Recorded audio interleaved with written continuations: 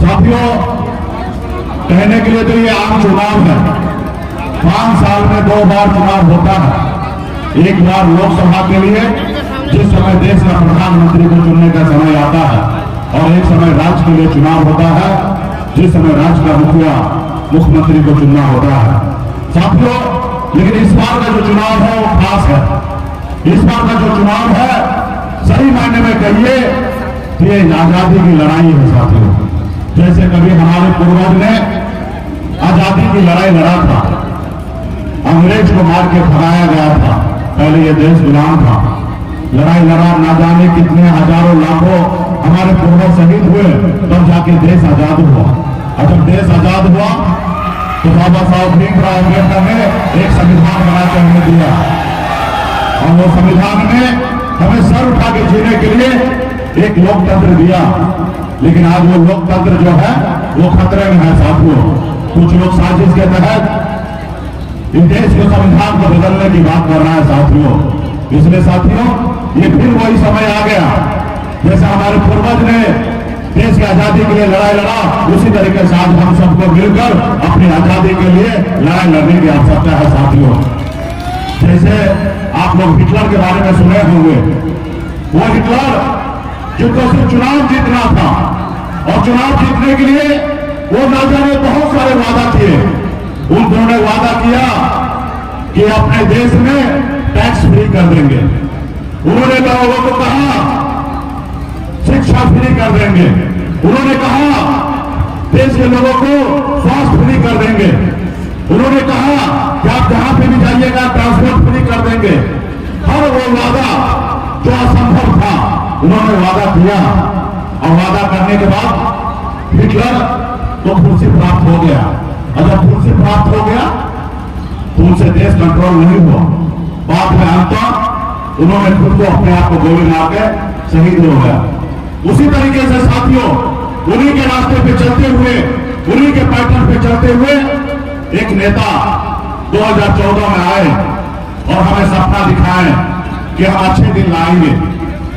हमको लगा शायद हमारे लिए अच्छा दिन आ जाएगा। उन्होंने सपना दिखाया कि जो युवा जो खड़ा है इसको हम नौकरी देंगे, हमें आने से 2 करोड़ हर साल युवा को नौकरी देंगे। हमारा युवा को लगा सही में हम लोग परेशान हैं, दर दर भटक रहे हैं, जवानी खत्म हो रहा है, घर परिवार में इज्जत नहीं मिल रहा है, अच्छे जगह शादी नहीं हो रहा है क्योंकि हम बेरोजगार हैं। उन्होंने गलती करके मोदी जी को वोट दे दिया। फिर मोदी जी ने कहा कि देश से बाहर जो काला धन है उसको लाएंगे और सबके खाता में 15-15 लाख रुपया दे देंगे ताकि आप लोग ऐश कीजिएगा। और हमारे युवा, हम लोगों को लगा सही में विदेश में बहुत काला धन है और वहां से आएगा 15-15 लाख रुपया मिलेगा तो दिल्ली, बॉम्बे, कलकत्ता क्यों जाना है नौकरी करने के लिए, अपने गांव में रहकर, अपने घर पर रहकर मजा काटेंगे। लेकिन क्या हुआ, तो सारे के सारे वादे झूठे हुए। उनको सत्ता को प्राप्त हो गया, हम लोगों ने उनके अच्छे दिन ले आए, लेकिन आज भी हम भूल रहे हैं कि आज हमारा अच्छा दिन कब आएगा। साथियों, हमारा अच्छा दिन कब आएगा। आज वो संविधान बदलने की बात कर रहा है, उसको गरीब पिछड़ा से कोई लेना देना नहीं है। वो नागपुर में जो संविधान बना हुआ है उस संविधान के तहत देश को चलाना चाहता है।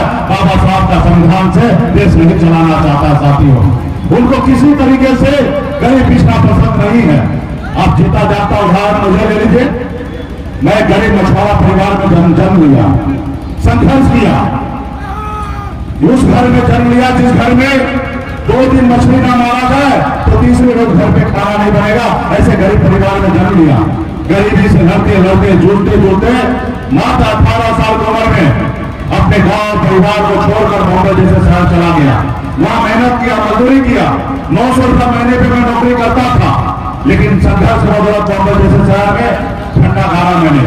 फिर मैंने देखा कि लोग चांद पे घर बनाने के लिए सोच रहा है, लेकिन हमारे लोगों के लिए धरती पर रहने के लिए घर नहीं है।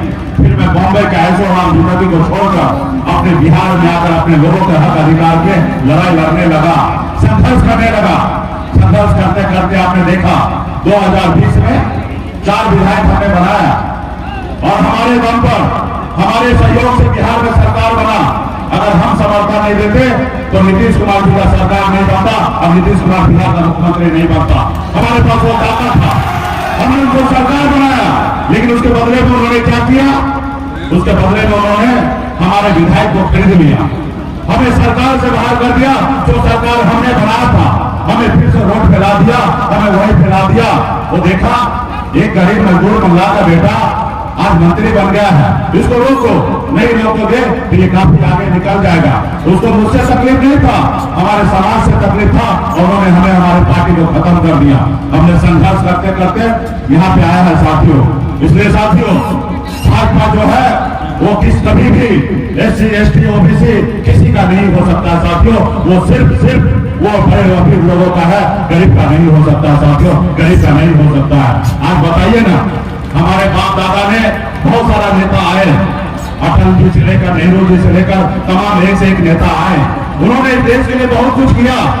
लेकिन ये मोदी जी क्या कर रहे हैं? देश के जितने भी सरकारी संस्था है उसको बेच रहा है। आप गांव में देखते होंगे, किसी का माँ बाप बहुत सारे संपत्ति जमा करके जाते हैं और उसका बेटा अगर कुछ नहीं करता है तो संपत्ति को बेच कर गांव में कुर्बानी करता है।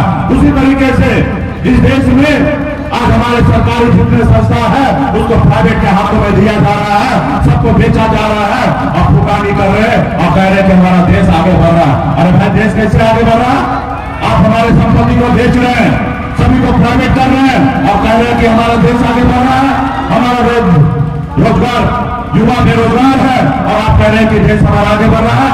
अभी रिपोर्ट आया है, दुनिया में हमें विकासशील देश से हमारा भारत को पीछे कर दिया गया। बादशाह कह रहा है कि देश विकास कर रहा है। आप देश के ऊपर कर्ज जो पहले 3,70,000 करोड़ रुपया एक साल में कर्ज में हम लोग इंटरेस्ट भरते थे, ब्याज भरते थे। आज 10.5 लाख करोड़ रुपया हमें इंटरेस्ट ब्याज भरना पड़ता है। एक महीना में 95,000 करोड़ रुपया इंटरेस्ट भरना पड़ता है। अगर कह दीजिए एक दिन में 3,000 करोड़ रुपया हमें इंटरेस्ट भरना पड़ रहा है। यही पहले 800 करोड़ रुपया था, हमें 4 गुना ज्यादा हमारे देश के ऊपर खर्च कर दिया गया और कह रहा है कि देश आगे बढ़ रहा है। इसलिए साथियों, ये देश आगे नहीं बढ़ रहा है। आप देखिए किस तरीके से बॉन्ड के जरिए कैसे काम देकर उनसे पैसा लिया गया, हजारों करोड़ रुपया लिया गया। कैसे ED CBI को नोटिस भेजकर उनको डराकर हजारों करोड़ रुपया का उनसे रिश्वत लिया गया। इसलिए साथियों, हमें ऐसे लोगों को सत्ता से बाहर करने की आवश्यकता है।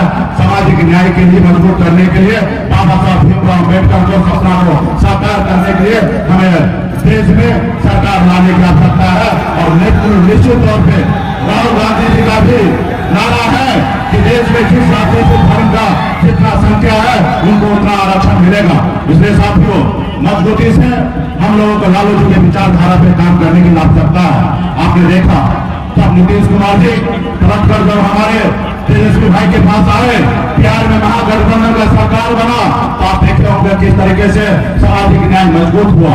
आपने देखा किस तरीके से जाति आधारित गणना हुआ, और जब जाति आधारित गणना हुआ तो उसमें पहचान हुआ किस जाति में कितने लोग हैं और कितना पिछड़ा हुआ है। और जब पता चला तो जैसे आपने देखा अति पिछड़ा में SC ST में आरक्षण का कोटा बढ़ाया गया।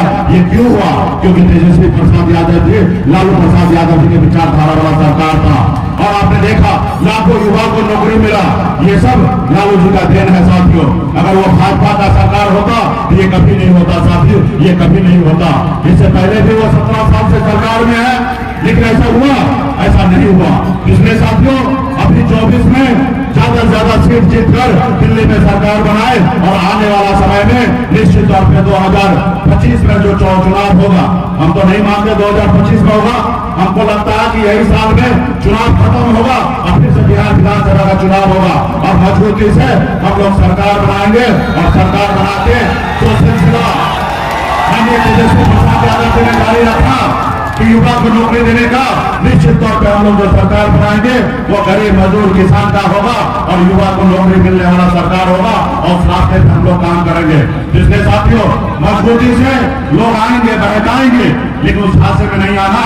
एक बार 2 बार आप आ चुके हैं, बार बार हमें आने की आवश्यकता नहीं। हम लोग पहचान लिए कि मोदी जी हमारा नहीं है, वो बड़े लोग अडानी अंबानी का है और उससे हम लोगों को दूर होने की आवश्यकता है। इसलिए तमाम हमारे युवा साथी सभी से मैं आग्रह करूंगा कि मजबूती से हमारे जो राष्ट्रीय जनता दल का उम्मीदवार है बहन अर्चना कुमारी जी, उसका लालटेन छाप पर 1 नंबर क्रमांक पे मजबूती उसको बटन दबाकर उसको विजय कराइए और आपको अधिकार पाइए। बहुत बहुत धन्यवाद सभी साथी को।